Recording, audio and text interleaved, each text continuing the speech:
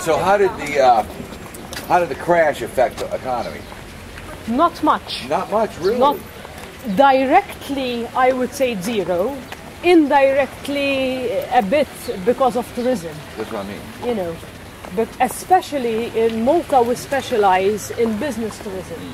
So a lot of companies would hold their seminars in Malta, conferences and stuff.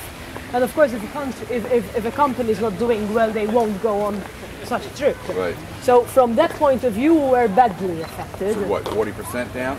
The MICE industry, which is the meetings and incentive travel, went down around 30%. Which is substantial. Don't film them.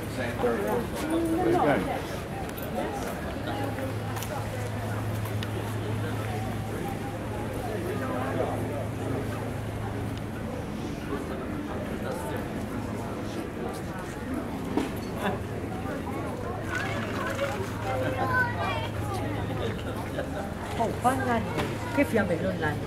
Għafek jagħmlu l-ċuffat. She's telling a story. All right.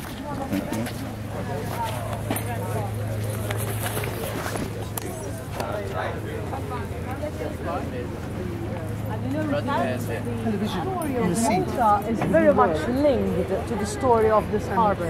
I would say that the harbour is our real treasure. And this makes the difference between Malta and any other island in the Mediterranean. You know, they would come here because we're in the middle, but they would come here because, besides being in the middle, we have a good harbour, basically. So back to the story of the Knights. Very rare to have a big harbour like Exactly. this in the middle of an island that's Exactly. completely surrounded by land. Absolutely. You know, the harbour is like a hand. It has 5 fingers, you know, and these are the fingers of the harbour. What I was telling you in the car, the story of the Knights, you know, when the Knights came to Malta, the only thing that existed is the castle in front of us. The capital city of Malta was Medina, in the center of the island. So the Grand Master went to Medina to have a look around. But he went up there and he didn't like it. He didn't like it because Medina is 20 kilometers off the harbour and he wanted to stay next to his fleet. So no way he would settle on the other side. He took over the castle. The castle is too small, too little for the Knights. So the Knights built what we call the 3 cities. There's city number 1 behind the castle, and that's where you are staying. City number 2 is the peninsula on the right. And city number 3, they built in between, deep in the creek. That's the place where the great siege with Suleiman the Magnificent took place. Oh, Suleiman was here? Yes, in 1565. Oh, Suleiman. Suleiman was the Ottoman Empire. Well, he started it, yeah, right. Yeah. He took over, he took Constantinople. That was Exactly. So after the defeat of the Ottomans, very lucky to survive that one. Mr. Lavalette builds Valletta, and Valletta is what you see on the left. This little piece of land here on the left. There is a very ironic story in Malta because the Knights was a show of force. After the victory of this battle, they built Valletta.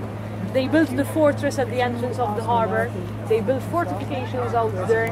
They fortified the other harbour, the one we just saw, you know, and the Muslims never dared to come back. But the funny story is that... Was that before or after they attacked Vienna?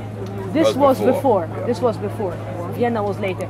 In fact, Vienna was attacked because they realized that the only way to conquer Europe was either south through Malta, but Malta with this, forget it, or else from the east to the west via Vienna, right? So that's the thing.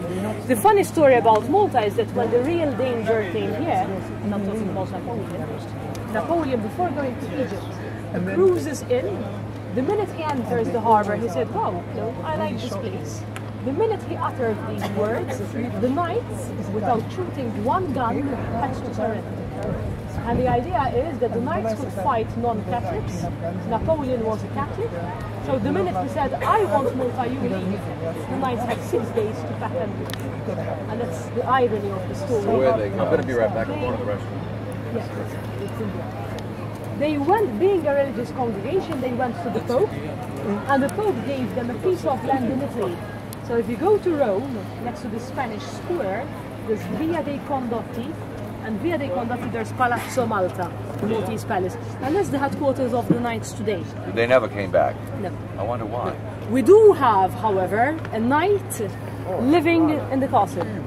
Your neighbor is a Knight of Malta, right? And the knight lives there because in 1998, the Knights of Malta, based in Rome, rented for 99 years the castle. And at the moment, the knight resident is there in charge of the restoration. If you walk down towards the castle, you realize there's a lot of works going on, right? And basically, they're restoring the fortress. So after Napoleon was defeated, who took Malta then? The British? The British took it. Well, Malta, after the defeat of Napoleon, the Maltese had a choice. Either to have the knights back, to be independent, or to have a protectorate, a British protectorate. And the Maltese opted for option 3. So it was, their own choice. And the Maltese with the British prospered, especially in the 19th century. Yeah. Imagine the opening of the Suez Canal. So all the traffic from Great Britain to India would pass through the Mediterranean. And they had 3 main points: Gibraltar, Malta and Cyprus, before they get to Suez Canal. Right. So you have to see, imagine this harbour tagged with merchant ships at the time of the British and all the business that brought in. Right. So the Maltese prospered in the 19th century. First World War, fantastic, because we were not involved. So we'll get all the injured in Malta, all the ships being repaired, so a lot of work. And then the problem started with the British after the war, First World War. And the worst was the Second World War, because the Maltese were directly involved in the war. And immediately after the Second World War, we started asking for independence. And in fact, Malta and Cyprus were the last countries to be granted independence.